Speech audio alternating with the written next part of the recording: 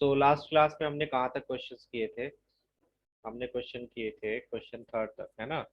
Question fourth से start करेंगे। Question fourth है, इजी सा क्वेश्चन है, बहुत ही ज्यादा इजी क्वेश्चन।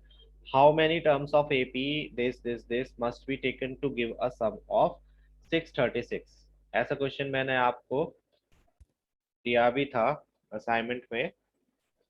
तो कितनी टर्म्स हमें इस एपी की, सो दैट जो सम है वो 636 हो जाए? तो यहाँ पर फर्स्ट टर्म आपको 9 दी हुई है, कॉमन डिफरेंस आपके पास कितना है? 17 माइनस 9 दैट इज 8।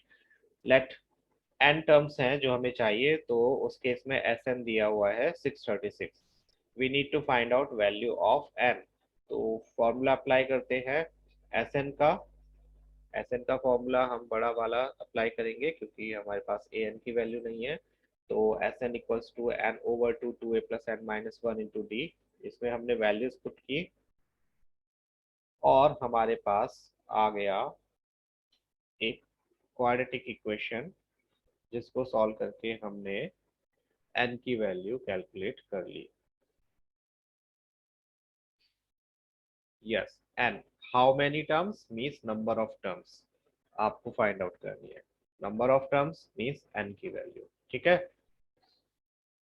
उन्होंने बोला है इस एपी की कितनी टर्म्स हम लें, मीन्स एन की वैल्यू पूछी है, जिससे कि सम कितना हो जाए 636।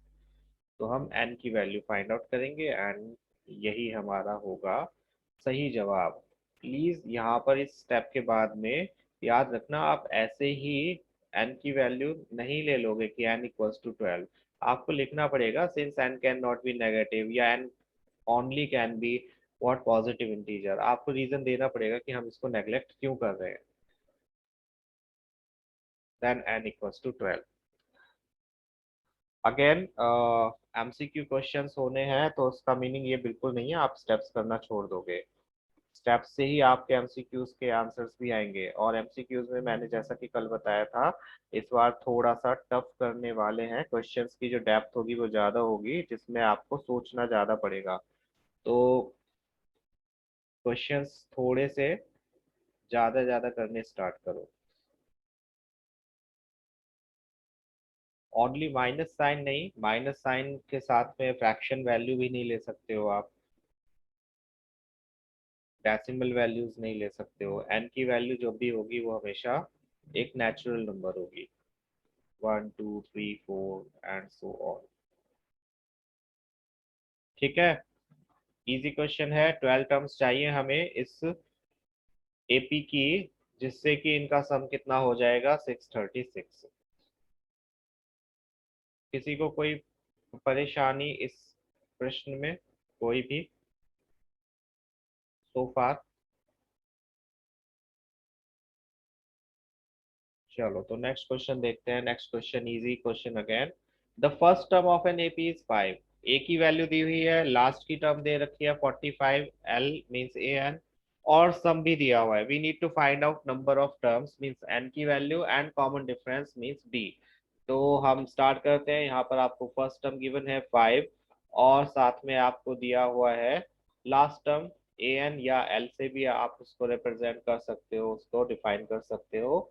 45 लास्ट टर्म, लास्ट टर्म को जो है अगर आपको दिया हुआ है, फर्स्ट टर्म को दिया हुआ है, तो आप सम का कौन सा फॉर्मूला अप्लाई कर सकते हो easily?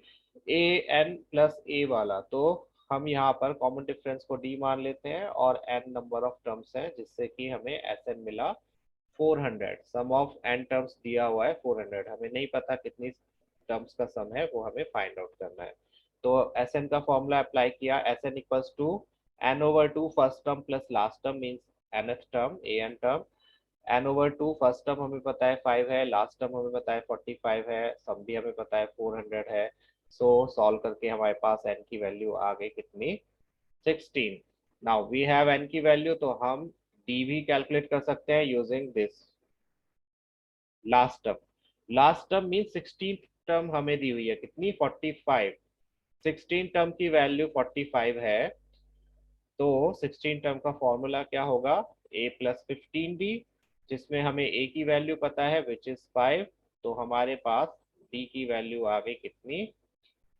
Yes correct, 40/15 that is 8/3। ये हो गया कॉमन डिफरेंस। तो दोनों ही आंसर्स हमारे पास आ गए। नंबर ऑफ टर्म्स है 16 एंड कॉमन डिफरेंस है 8/3। कोई कंफ्यूजन इसमें हो सकता है, किसी को ये कंफ्यूजन हो कि सर हमने A1645 क्यों लिया? कुछ कुछ बच्चों को हो जाता है, हमें कैसे पता A1645 है या कुछ। किसी को कोई डाउट है प्लीज गो अहेड, पूछ लीजिए।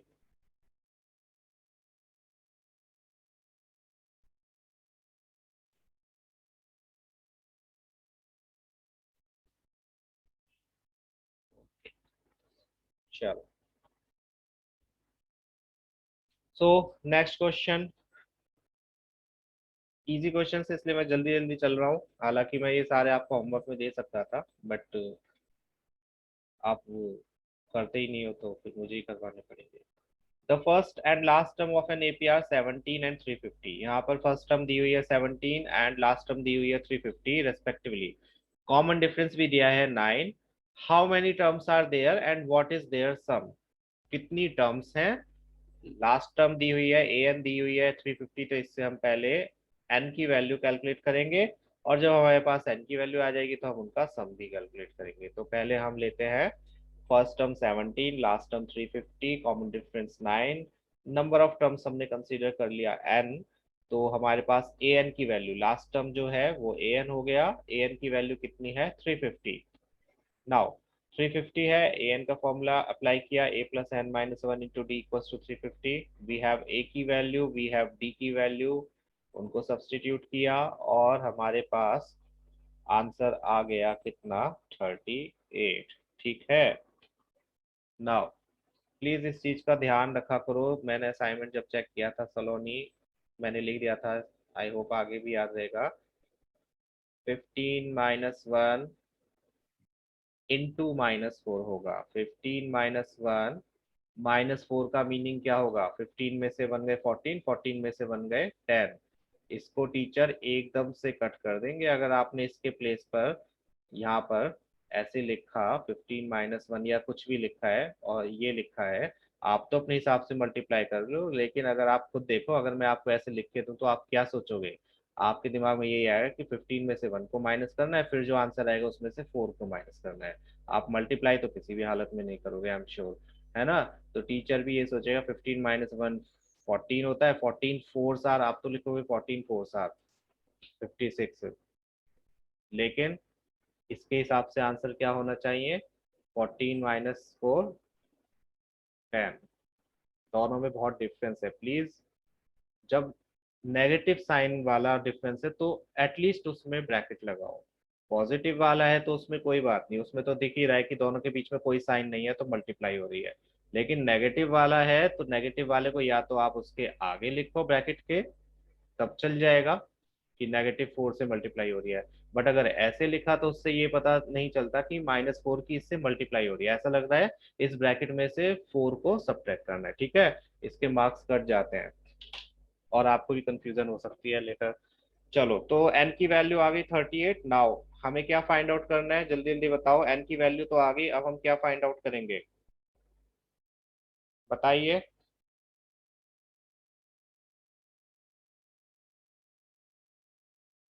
Sn, Sn में n की वैल्यू क्या है 38, तो सम ऑफ 38 टर्म्स हम कैलकुलेट करेंगे।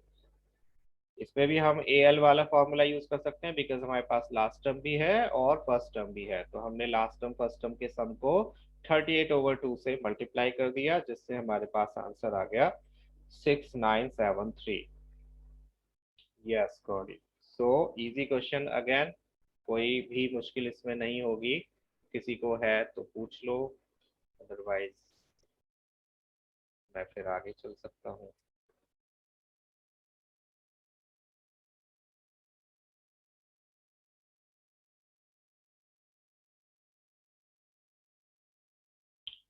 ओजस,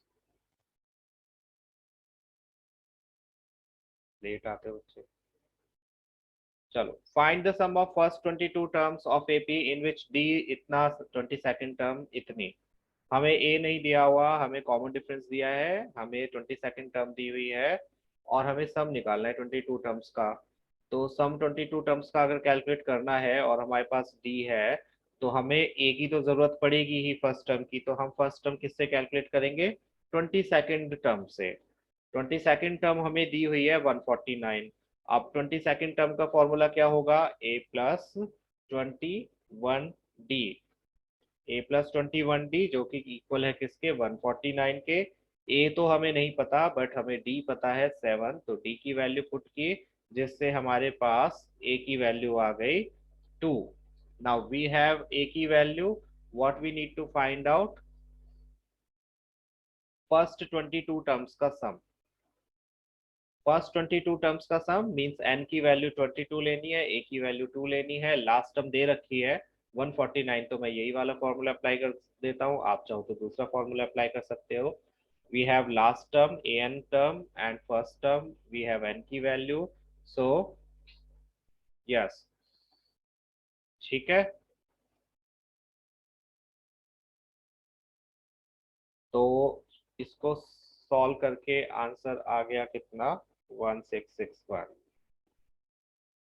कोई बात नहीं, हो जस्ट हैप्पी बिलेटेड बर्थडे या बिलेटेड हैप्पी बर्थडे, जिस तरह भी आप सेंटेंस सुनना चाहो।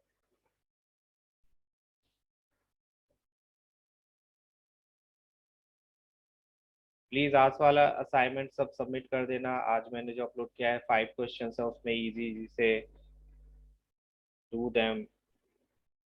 आज ही कर लो और कल मॉर्निंग तक उनको अपलोड कर दो। गुड। ठीक है, तो इस प्रश्न में किसी को किसी भी प्रकार की कोई भी यदि दिक्कत आ रही है तो पूछ सकते हो। अगेन एस एन का फॉर्मूला आप कोई भी यूज कर सकते हो।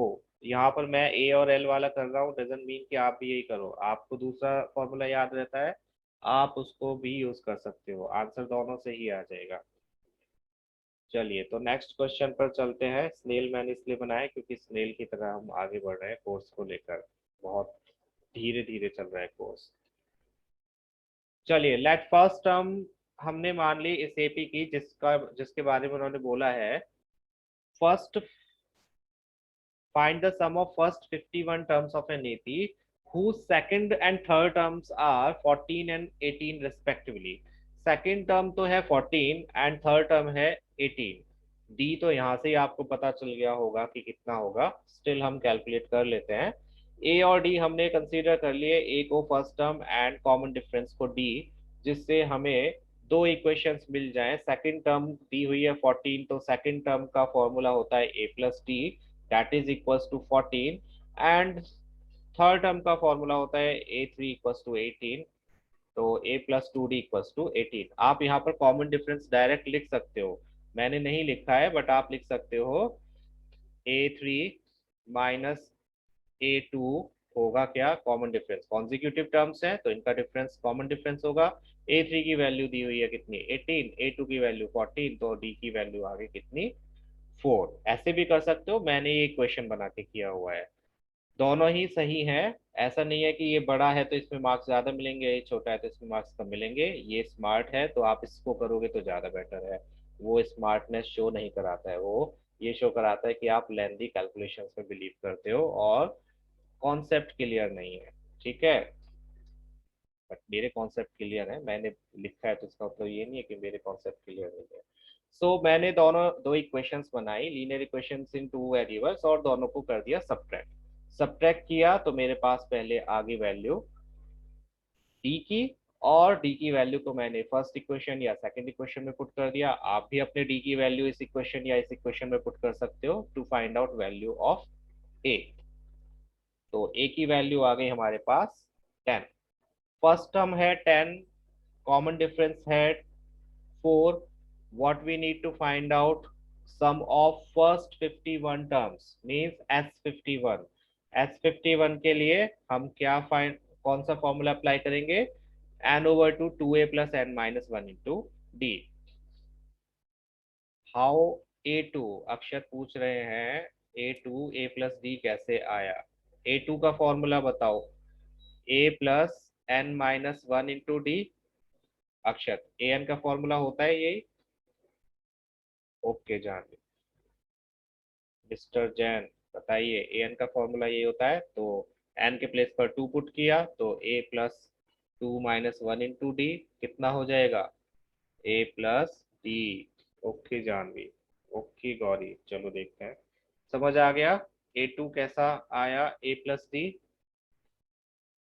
हाँ या ना, यस और नो, सी और नियत। किसी को रशियन आती है? चलो गुड। तो हमारे पास ए की भी वैल्यू आ गई। अब ए की वैल्यू आ गई और डी की वैल्यू आ गई, तो हम फाइंड आउट कर सकते हैं sum of n terms using this formula. ये फॉर्मूला क्यों किया? क्योंकि इस बार मेरे पास 51th टर्म नहीं है, एस लास्ट टर्म नहीं है, इसीलिए।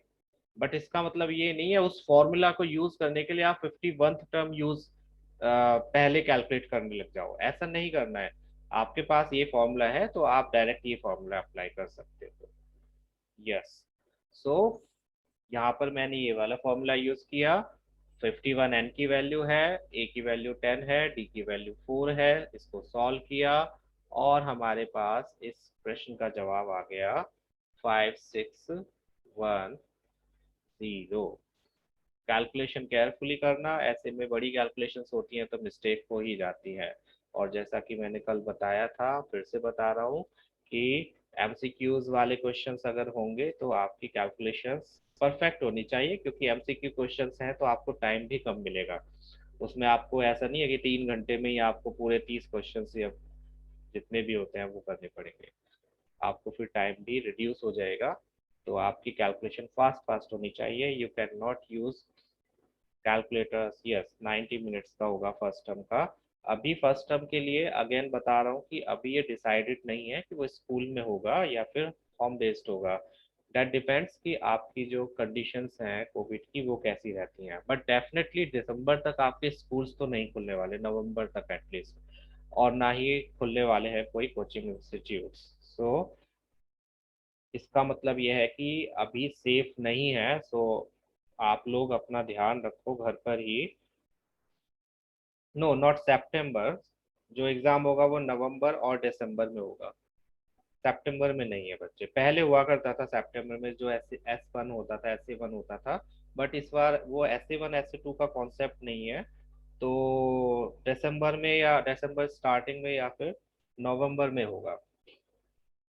हाफ ईयरली तो वो स्कूल वालों का है तो वो कुछ भी कर सकते हैं, बट आप तैयारी करते रहो। अच्छी बात है, जितने एग्जाम्स दोगे उतनी आपकी प्रैक्टिस होगी।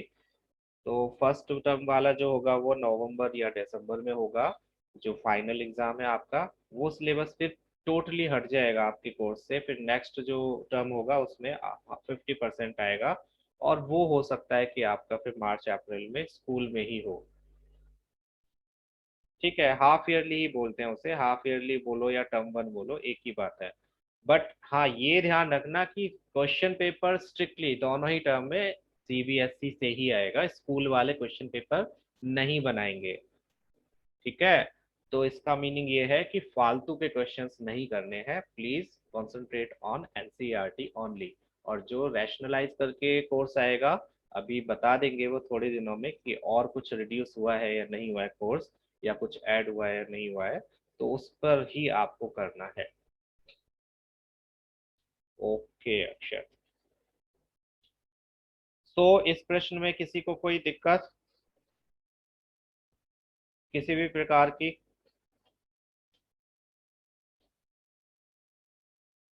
निकिता वाई सो लेट बच्चे? हाँ लेट्स सी कितना होता है। पिछली बार तो हो गया था, इस बार भी देखते हैं होता है या नहीं होता है। इतना लेट क्यों आए बच्चे? निकिता कहाँ थे?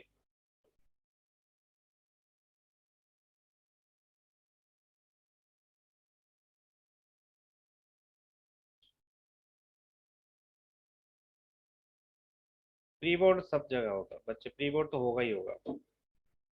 प्री बोर्ड होगा। और अगर सेकंड टर्म फर्स्ट टर्म हो रहा है तो आपका प्री बोर्ड एक सितंबर में हो जाएगा या अगस्त में हो जाएगा। उस सिलेबस पे बेस्ड जो आपका दिसंबर में आना है, नवंबर दिसंबर में आना है, उस टाइप का प्री बोर्ड। चलो, now we have this question, if the sum of 7 terms of an AP is 49। ये क्वेश्चन बहुत बार बोर्ड्स में आया है, काफी बार आया है, रिपीटेशन इसकी बहुत हुई है, इजी क्वेश्चन है बट आया बहुत है ये। Sum of seventh term and sum of 17th term is 289 and 49। 7 term का 49 है और 17th टर्म का 17 टर्म्स का 289 है। ठीक है, तो सिंपल सी बात है, आपको एन की वैल्यू इस केस में 7 दी है, इस केस में एन की वैल्यू 17 दी हुई है, यहाँ पर एस एन 49 दिया हुआ है, यहाँ पर एस एन 289 दिया हुआ है। तो हमने कंसीडर कर लिया ए और D first term and common difference को, 7n नहीं, एस एन बच्चे, S7 अक्षर, यस, एस एन का फॉर्मूला यूज करेंगे। सो S7 दिया हुआ है 49 अक्षर, 7n नहीं, सम ऑफ फर्स्ट 7 टर्म्स इज 49। ठीक है, सम ऑफ 7 टर्म्स इज 49। तो हमने 7 टर्म्स ले ली, तो उसका फॉर्मूला अप्लाई कर दिया। एस एन का फॉर्मूला, हमारे पास ए और डी तो है नहीं, तो हमने ये वाला फॉर्मूला यूज किया जिससे हमारे पास लीनियर इक्वेशन इन 2 वेरिएबल बन जाए। 2 को इधर ले गए, 7 को इधर ले गए, जिससे कैंसिल आउट होके आ गया 2 6 14। 2 से डिवाइड कर सकते हो आप, तो जिससे हमारे पास छोटी सी एक इक्वेशन आ जाएगी, a+3d = 7। यहाँ से आप एक कंक्लूजन निकाल सकते हो, एक इंटरप्रिटेशन निकाल सकते हो, एक वैल्यू निकाल सकते हो, बताओ क्या हो सकती है वो।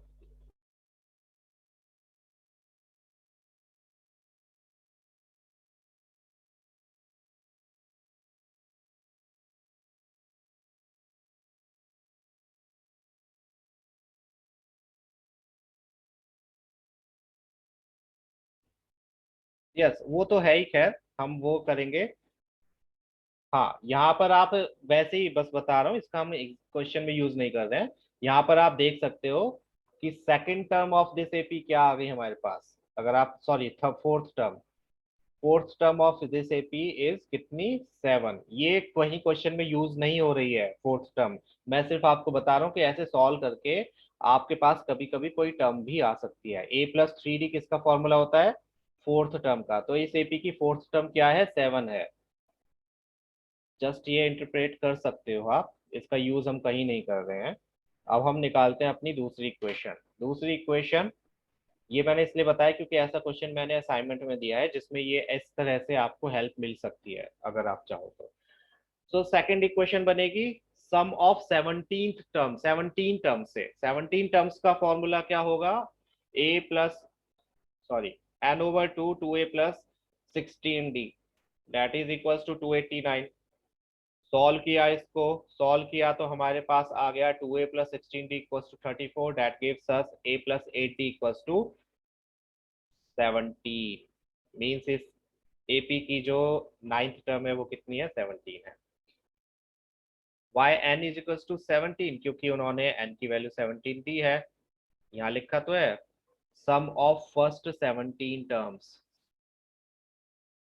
17 टर्म्स का सम कितना है, 289 है। मीन्स S17 = 289, और सम ऑफ 7 टर्म्स कितना है, 49 है। मीन्स S7 जो है वो 49 है। ठीक है, तो ये आ गई हमारे पास दो equations. Now we can use elimination, we can use substitution, जो भी आपको यूज करना है आप यूज करो। यूज करते हैं, मैंने तो सब्स्टिट्यूशन नहीं यूज किया, मैंने क्या यूज किया है, जब इक्वेशंस में मुझे साफ दिख रहा है वेरिएबल्स के कोफिशिएंट्स इक्वल है तो मैं क्यों सब्स्टिट्यूशन यूज करूं। मैंने कर दिया एलिमिनेशन यूज, मीन सब्ट्रैक्ट कर दी एक इक्वेशन को दूसरी इक्वेशन से, दोनों इक्वेशंस को सब्ट्रैक्ट किया तो हमारे पास क्या आंसर आ गया, डी की वैल्यू आ गई 2। इस वैल्यू को फर्स्ट इक्वेशन या सेकंड इक्वेशन में पुट कर देते हैं तो हमारे पास वैल्यू आ जाएगी कितनी, ए की 1। अब हमारे पास ए की वैल्यू है, हमारे पास डी की वैल्यू है, what we can find out, we can find out n की वैल्यू। एन की वैल्यू किससे कैलकुलेट करोगे, लास्ट टर्म से। सम ऑफ एन टर्म्स अगर फाइंड आउट करना है आपको तो उस केस में आप क्या करते हो, आप एस एन का फॉर्मूला पुट करोगे लेकिन उसमें एन की वैल्यू एन ही रहने दोगे, ठीक है। जब भी आपसे सम ऑफ एन टर्म्स पूछा हो और आपसे कहीं भी ये ना बोला गया हो कि लास्ट टर्म क्या है इस एपी की या फिर एन की वैल्यू क्या है, तो आप एन के प्लेस पर एन ही छोड़ दोगे। यहाँ पर हमें नहीं बोला गया कि इस एपी की लास्ट टर्म कोई है, उन्होंने ये तो बोला कि सम ऑफ एन टर्म्स बताओ। सम ऑफ एन टर्म्स बताना है मीन्स हमें लास्ट टर्म तक का बताना है, लेकिन हमें नहीं पता लास्ट टर्म क्या है, तो हम यहाँ पर एन के प्लेस पर एन ही रहने देंगे, ए और डी की वैल्यूज पुट कर देंगे। तो ऐसे केस में आंसर एन की फॉर्म में ही आता है, जैसा कि हमने लास्ट क्लास में किया था। यस, एस एन आएगा एन स्क्वायर। तो यहाँ से आप एक चीज और देख सकते हो कि इस केस में जब एपी कुछ ऐसी होगी जिसकी फर्स्ट टर्म तो हो वन और जिसका कॉमन डिफरेंस हो टू, ये हर केस में ही होगा। इफ किसी एपी की फर्स्ट टर्म है वन और कॉमन डिफरेंस है two, mean second term three होगी, थर्ड टर्म क्या होगी, फाइव होगी, फिर सेवन होगी, मीन्स ऑड नंबर्स। तो आपको अगर ऑड नंबर्स का सम कैलकुलेट करना है तो आप सिंपली क्या कर सकते हो, एन स्क्वायर कर सकते हो। और ये आपने एट्थ क्लास में पढ़ा भी हुआ है, आपको याद है, one plus three plus five plus seven plus nine, consecutive odd numbers का सम किसके इक्वल होता है, एट्थ क्लास में किया था, डू यू रिमेम्बर? नहीं याद होगा। ये पैटर्न होता था, ऑड नंबर्स का सम हमेशा किसके इक्वल होता था, जितने ऑड नंबर्स हैं उनके स्क्वायर के। मीन्स यहाँ पर अगर फाइव ऑड नंबर्स हैं तो फाइव का स्क्वायर, आप चाहे तो ऐड करके देख लो, इन सबका सम क्या आएगा, 25 आएगा। तो वही चीज हमने यहाँ पर आज करी है। ये एक एपी दी है जिसकी फर्स्ट टर्म वन है, कॉमन डिफरेंस टू है, जिससे एपी क्या फॉर्म होगी, ये फॉर्म होगी, और इसका सम क्या होगा। अगर हमें इसका सम कैलकुलेट करना है तो हम सिंपली जितने भी ऑड नंबर्स का सम चाहिए उसका स्क्वायर कर दो, तो हमें सम मिल जाएगा। तो ये एक फॉर्मूला हमने एक तरह से डिराइव किया है कि अगर ऑड नंबर्स का सम हमें चाहिए तो हम डायरेक्टली कैसे कैलकुलेट कर सकते हैं। अगेन आपको यूज नहीं करना है, कहीं क्वेश्चन आ जाए कि ऑड नंबर्स का सम फाइंड आउट करो, आप डायरेक्ट एन स्क्वायर लिख दो, नहीं, आपको सॉल्व करना है। ये जस्ट एक रेफरेंस के लिए आपके, इस तरह से ये फॉर्मूला आया था जो आपने एट्थ क्लास में यूज किया था, अगर आपको याद है तो एट्थ क्लास की चीज आज हम एक्सप्लेन कर रहे हैं आपको कि एट्थ क्लास में जो आपने यूज किया वो एक्चुअली में सॉल्व कैसे, उसका जो फॉर्मूला है वो डिराइव कैसे हुआ, वो इस तरह से हुआ। ठीक है, अगेन कंफ्यूज नहीं होना है, ये सिर्फ मैं एक कहानियां बता रहा हूँ आपको, आपको सिर्फ क्वेश्चन सिंपली सॉल्व करना है और लास्ट में आपके पास आंसर है, दैट्स इट। आप इसको थोड़ा डीपली एनालाइज करना चाहते हो तो ये सब बातें सोच सकते हो, नहीं करना है तो मत करो। चलिए नेक्स्ट क्वेश्चन।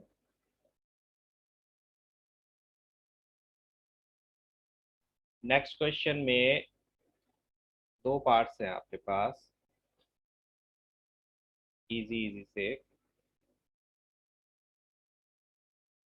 हमें बताना है कि A1 A2 A3 AN form an AP where AN is defined as below.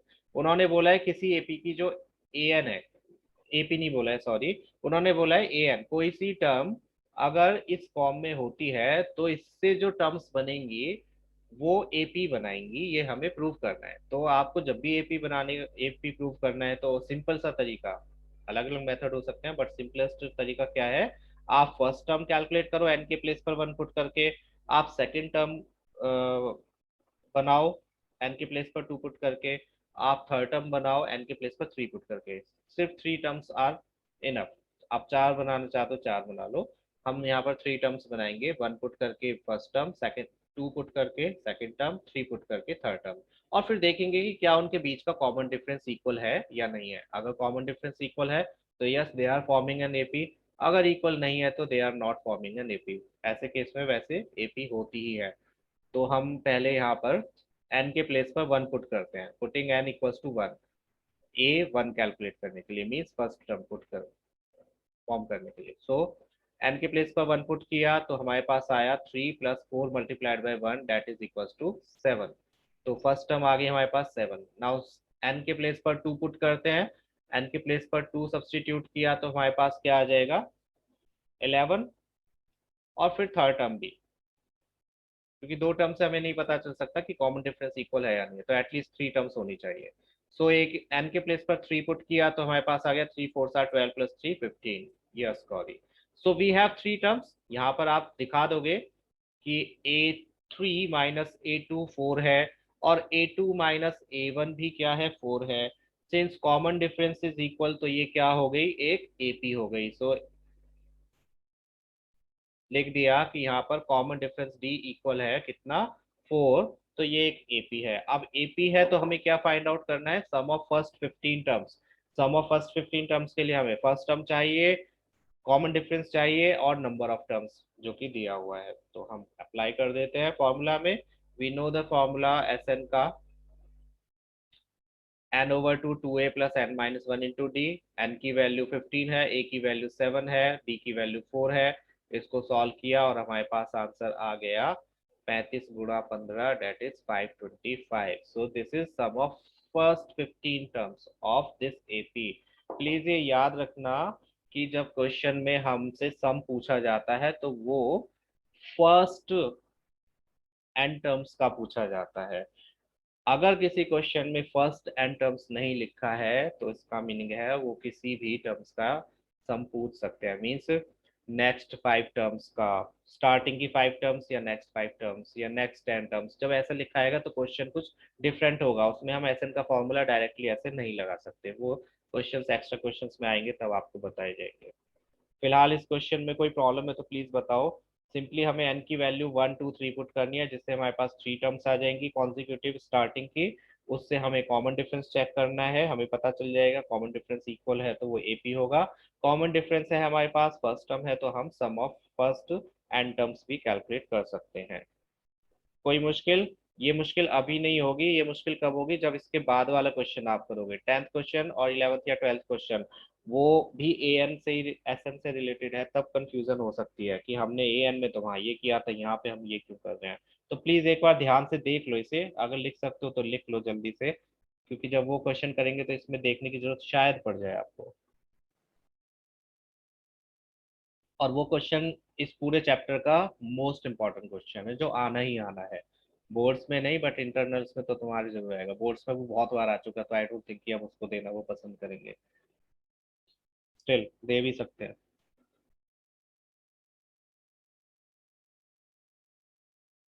Second वाला क्वेश्चन खुद से कर लोगे आप, ये होमवर्क है आपका, ठीक है? जब भी फुर्सत हो, अभी असाइनमेंट कर लेना उसके बाद में। बताओ किसी को कोई इश्यू है क्वेश्चन में तो प्लीज।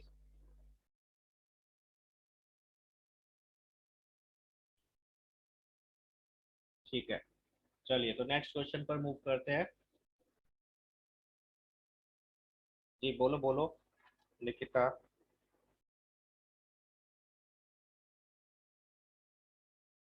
बोलो क्या क्लियर नहीं है बच्चे, पूछो।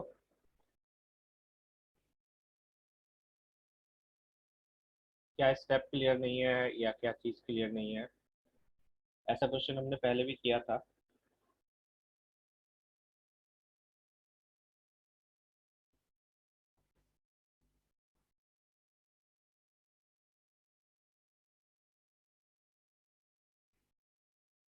यू कैन स्पीक, मैंने म्यूट नहीं किया हुआ है। एंड डिफरेंट नंबर्स क्यों? सपोज करो आपको आपको ये फॉर्मूला दिया हुआ है सिंपल सा। आपको ये तो पता है ए एन का फॉर्मूला क्या होता है, चलो बताओ। ए एन इक्वल्स टू क्या होता है a plus n minus one minus into d. One d. Okay, तो अगर मैंने आपसे पूछा A3 की वैल्यू बताओ तो आप यहाँ एन के प्लेस पर 3 क्यों पुट करते हो? सर बिकॉज वो एन की वैल्यू है। एन की वैल्यू सिंपली। तो आपको अगर इस क्वेश्चन में दिया हुआ है कि late me show you again, उन्होंने क्वेश्चन में सिर्फ ये बोला है कि किसी भी सीरीज की, कोई सीरीज है A1 A2 A3, यहाँ पर उन्होंने दिया हुआ है क्लियरली क्वेश्चन में ही कि कोई सीरीज है A1 A2 A3 and then AN। और AN के बारे में उन्होंने बोला हुआ है कि AN का फॉर्मूला क्या है 3+4 है। तो इसका मीनिंग क्या हुआ, अगर मुझे A1 कैलकुलेट करना है तो मुझे एन के प्लेस पर क्या पुट करना होगा, 1 पुट करना होगा, क्योंकि उन्होंने खुद बोला है ए एन लास्ट की टर्म है और लास्ट की टर्म का फॉर्मूला क्या है, ये है। फाइन। तो मुझे अगर एपी दिखाना है कि ये एपी है या नहीं है, तो उसके लिए मुझे कॉमन डिफरेंस चेक करना होगा। कॉमन डिफरेंस चेक करने के लिए एटलीस्ट 3 कॉन्जिक्यूटिव टर्म्स मुझे चाहिए। आप जरूरी नहीं है 1 2 3 पुट करो, आप यहाँ पर 12 13 14 भी पुट कर सकते हो, कॉन्जिक्यूटिव होनी चाहिए बस एपी प्रूव करने के लिए। कोई भी 3 कॉन्जिक्यूटिव नंबर्स आप एन के प्लेस पर पुट करोगे, सो डैट हमारे पास 3 कॉन्जिक्यूटिव टर्म्स आ जाए, और उन कॉन्जिक्यूटिव टर्म्स का डिफरेंस हम इक्वल शो करके बता सके कि ये एपी है। मैंने 1 2 3 इसीलिए पुट किया क्योंकि मुझे स्टार्टिंग की 3 टर्म्स चाहिए, सो डैट मैं सम ऑफ फर्स्ट 50 टर्म्स भी कैलकुलेट कर सकूं। सो मैंने पहले एन के प्लेस पर 1 पुट किया, जिससे कि मेरे पास आ गई फर्स्ट टर्म विच इज 7। फिर मैंने एन के प्लेस पर 2 पुट किया, जिससे मेरे पास आ गई सेकंड टर्म विच इज 11। फिर मैंने एन के प्लेस पर 3 पुट किया, जिससे मेरे पास आ गई थर्ड टर्म विच इज 15। फिर मैंने चेक किया कि क्या इनके बीच का डिफरेंस इक्वल है या नहीं है। Yes, difference is equal.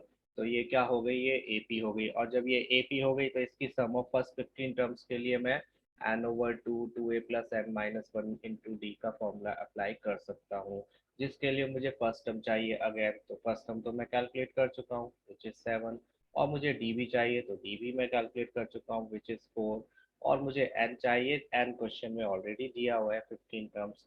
So that's why हमने 1 2 3 पुट किया। अगेन आप 1 2 3 के प्लेस पर कोई भी 3 कॉन्जिक्यूटिव नंबर्स रख सकते हो, बिकॉज हमें यहाँ पर सिर्फ और सिर्फ पहले क्या चेक करना है कि ये एपी है या नहीं है। और एपी है या नहीं है ये आपको पता है कैसे कैलकुलेट करते हैं या कैसे चेक करते हैं, हमें 3 कॉन्जिक्यूटिव टर्म्स के डिफरेंसेस को इक्वल देखना Yes, sir. होता है। ठीक है, तो दैट्स वाई मैंने यहाँ पर 3 कॉन्जिक्यूटिव नंबर्स रखे, 1 2 3। आप चाहो कुछ और नंबर्स भी रख सकते हो, डिफरेंस सेम ही आएगा और आना भी चाहिए। क्लियर? Yes, sir. चलो, नाउ नेक्स्ट क्वेश्चन बहुत इंपॉर्टेंट है, तो प्लीज जल्दी जल्दी से देखते हैं। तो मैं स्किप करता हूँ जल्दी से। नेक्स्ट क्वेश्चन अगर एनसीईआरटी, तो आप एक बार पढ़ लो उसे एनसीईआरटी से। यहाँ स्लाइड पर जब आप देखते हो तब थोड़ा डिफरेंट लगता है, और बुक में पढ़ते हो तो थोड़ा डिफरेंट लगे मे बी। बुक में पढ़ने पर हमें कई बार ऐसा होता है कंफ्यूजन ज़्यादा होता है, स्लाइड पर तो आपको लगता है कि हाँ सामने स्क्रीन पर है तो क्वेश्चन कुछ होगा ही।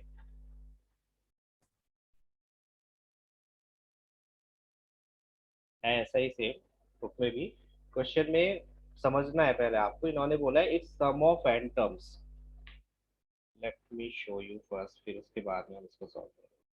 सम ऑफ एन टर्म्स दिया हुआ है 4n माइनस एन स्क्वायर। जैसे अभी हमने एस एन निकाला था एन स्क्वायर, वैसे ही इन्होंने बोला कि कोई एपी है, उसकी सम ऑफ एन टर्म्स अगर हमें कैलकुलेट करनी है, तो instead of using n by two two a plus n minus one into d, we can use this formula directly.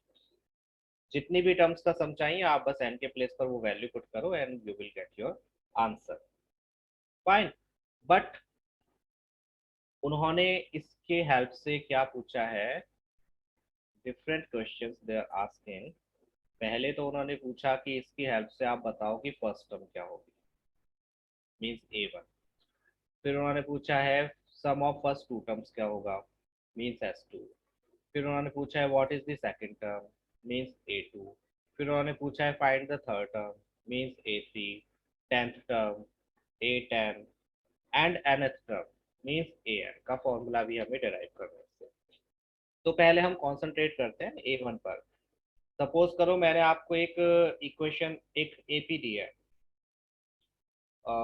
3 6 9, ठीक है 12 एंड सो ऑन। अगर मैं आपसे पूछूं कि इसका S1 बताओ, या सम ऑफ वन टर्म बताओ, सम ऑफ वन टर्म बताओ, तो क्या होगा सम ऑफ वन टर्म? अगर मैंने आपको बोला एन की वैल्यू 1 है और मुझे एस एन की वैल्यू बताओ mean sum of one term, तो इसका सम ऑफ वन टर्म क्या होगा, बताइए।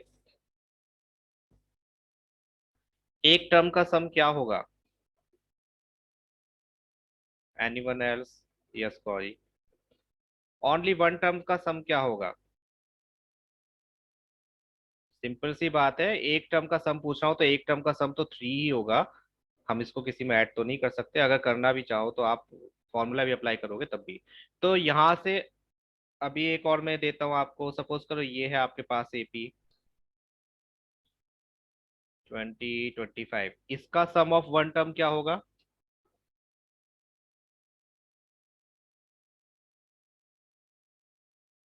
यस विनायक, यस सलोनी, यस गौरी, यस निकिता, ठीक है। तो दोनों से ऑब्जर्व करके अगर आप देखोगे तो S1 हमेशा किसके इक्वल होता है? फर्स्ट टर्म के, करेक्ट।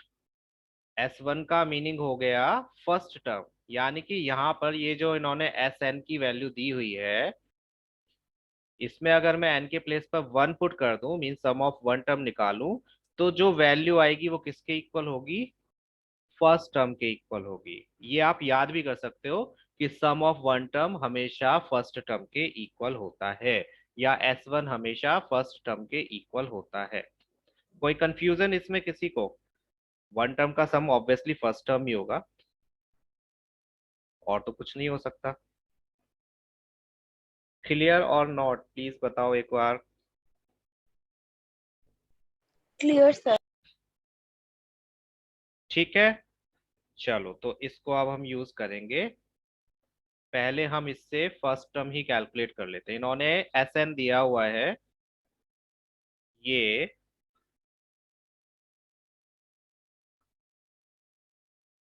क्वेश्चन में दिया है सम ऑफ n टर्म्स ये है, तो हम पहले S1 कैलकुलेट करते हैं। 1 पुट किया n के प्लेस पर, तो 4 मल्टीप्लाइड बाई 1 माइनस 1 का square, that gives us 3। S1 3 आया, दैट मीन्स फर्स्ट टर्म आ गई मेरे पास 3। ठीक है, नाउ अगेन सेम थिंग, मैंने आपको एपी दे रखे 3 6 9 12। अगर मैं बोलूं सम ऑफ टू टर्म्स निकालो, तो सम ऑफ टू टर्म्स क्या होगा? आप ऐसे ही देखकर बता सकते हो। What is sum of two terms?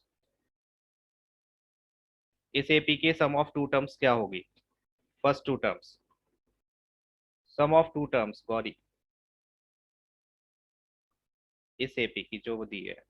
Nikita आप बताओ, सम ऑफ टू टर्म्स क्या होगा?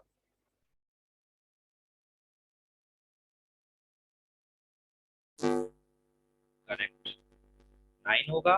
कैसे आया? आपने फर्स्ट टर्म और सेकंड टर्म को ऐड किया, first term plus second term, correct. तो इससे हमें पता चला कि सम ऑफ टू टर्म्स स्टार्टिंग की टू टर्म्स के सम के इक्वल होता है।